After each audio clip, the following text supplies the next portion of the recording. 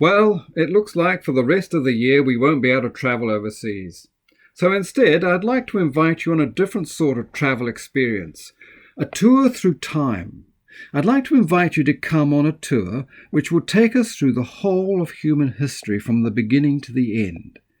We're going to start on a journey through the Bible, beginning at Genesis and ending up in Revelation. I'm going to try and cover one book each session. And it'll be quite a challenge to travel through a whole book of the Bible in just 15 minutes, especially some of the big books like the one we have to start with. Now on YouTube, there's a series of documentaries which offer aerial tours of different countries around the world. You skim over vast forests and huge cities, lakes and mountains, all from the air. The commentary points out interesting features and some stories about what you see, but you can never land and look inside an interesting historic building. You can only fly low over the top. You can see people on the ground, but never talk to them. It gives you a visual impression of the country and leaves you with the thought, I'd love to go there and really get to experience the things I've just seen from the air. Well, this is what it's going to be like on our tour through the Bible. We'll be able to see the big features, look fleetingly at beautiful scenes before passing on. And my hope and prayer are that as we fly over the different books of the Bible, you'll want to visit the books for yourself. So off we go. Genesis means beginnings. This book is the foundation of all that happens afterward in all of human history. There's no greater or more profound opening statement than this. In the beginning, God created the heavens and the earth. Such a simple statement to describe the creation of a web of life that is so beautiful and complex and so far-reaching that you could spend many lifetimes exploring and never come to the end. What mind could conceive such vast, intricate complexity, and what power could create it all from nothing? Who alone? Except God. God created not only the visible world, the earth, and the universe that we see, but also the unseen spiritual world, the heavens, about which we know very little. The climax of God's creation is man. God creates the first man and the first woman in his image and in his likeness. His purpose is to create beings who, while made of the dust of the earth, also share his divine nature, and with him rule over his creation. So God created man in his own image. In the image of God he created him, male and female, he created them.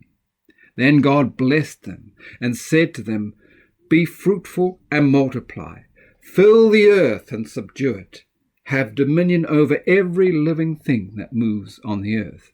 Genesis chapter 1, 27 to 28.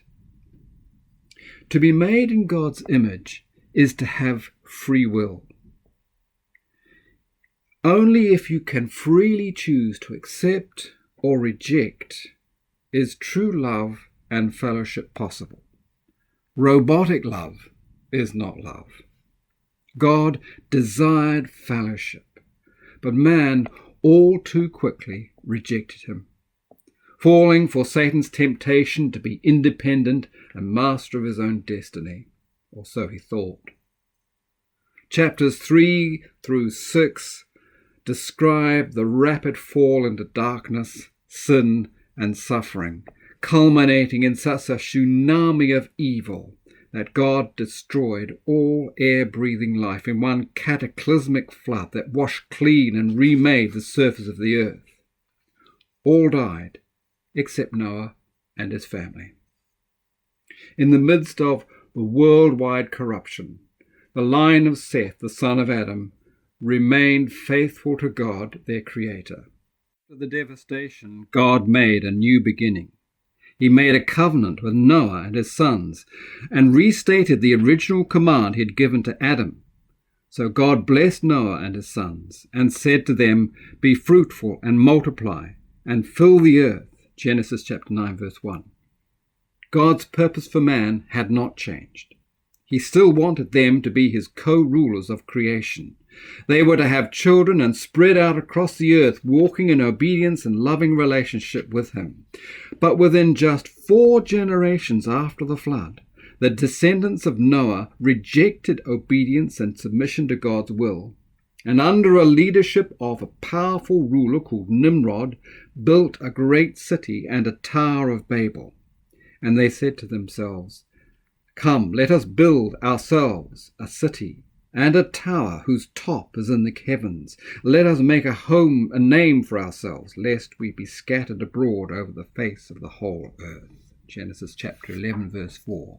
The Tower of Babel was yet another manifestation of man's desire to establish his independence from God. They sought dominion and divinity by their own efforts. Once again, God brought this rebellion against him to nothing. How did he do it this time? By implanting different languages in each family group.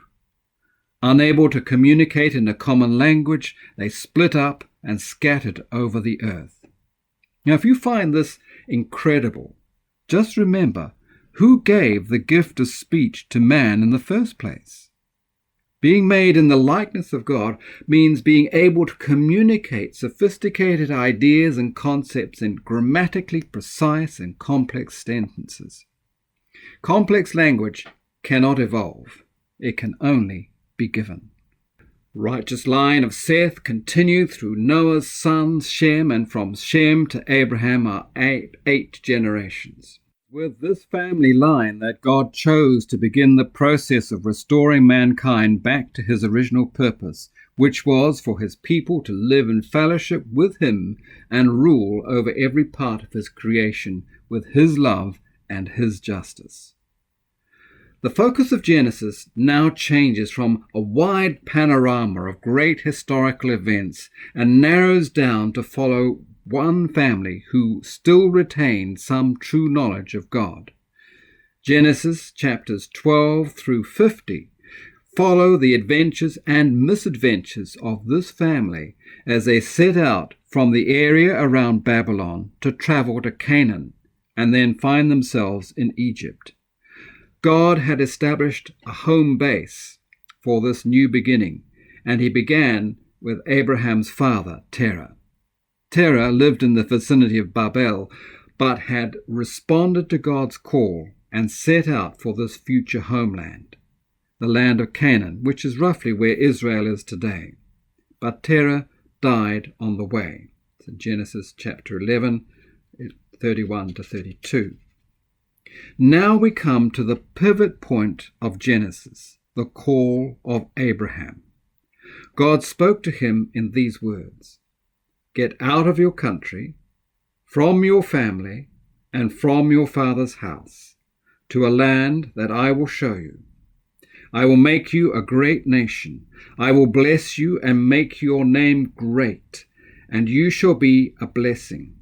I will bless those who bless you, and I will curse him who curses you. And in you all the families of the earth shall be blessed." Genesis 12, 1-3. Here, God is setting out his game plan for the rest of history. Through Abraham's faithfulness, God will establish a nation from his descendants.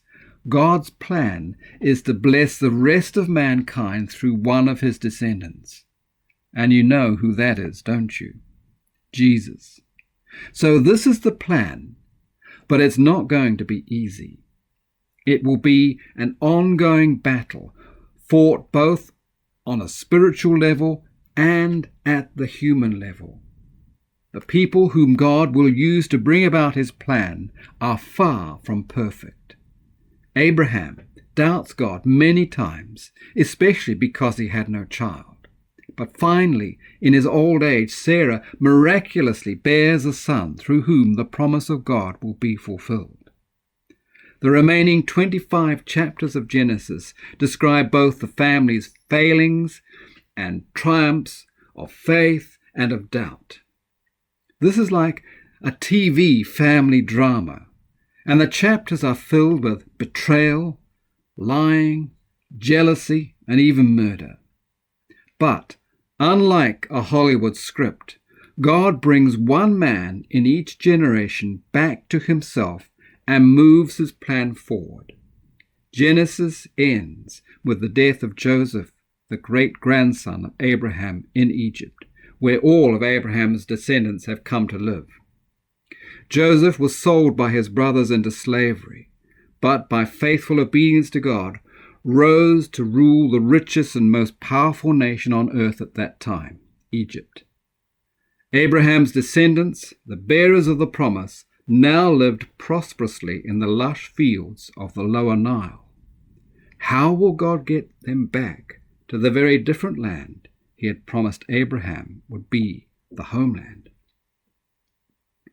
Now, one of the many lessons we can take from Genesis for today is that we are created for a purpose.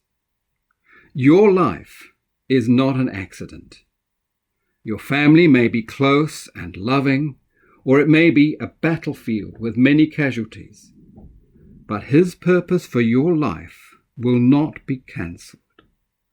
God appeared to Abraham, Isaac, and Jacob to direct his destiny of the family. God speaks to us through Jesus and his word to direct our lives toward his ultimate purpose and fulfillment. As Paul says, "For you are God's masterpiece. He has created you anew in Christ Jesus, so you can do the good things he planned for you long ago."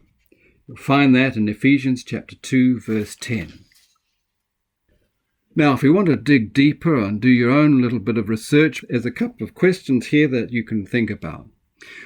What do you think is the most amazing thing about how we are made? What does this reveal to you about God's character?